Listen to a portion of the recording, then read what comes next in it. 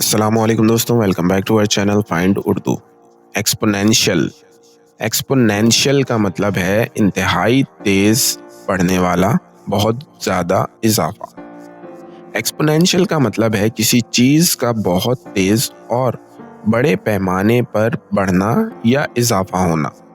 ये लफ्ज़ अक्सर साइंस, मैथमेटिक्स और टेक्नोलॉजी में इस्तेमाल होता है जब कोई चीज़ दूसरी चीज़ की निस्बत बहुत ज़्यादा और जल्दी बढ़ती है, तो इसे एक्सपोनेंशियल ग्रोथ कहते हैं। मिसाल के तौर पर, अगर एक शहर की आबादी 2 से 4, फिर 8, फिर 16 हो जाए, तो ये एक्सपोनेंशियल ग्रोथ होगी, क्योंकि ये दुगने से भी ज़्यादा बढ़ रही है।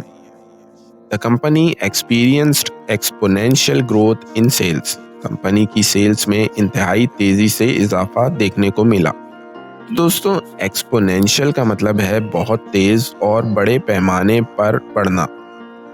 ये साइंस, टेक्नोलॉजी और बिजनेस में कॉमनली यूज होता है।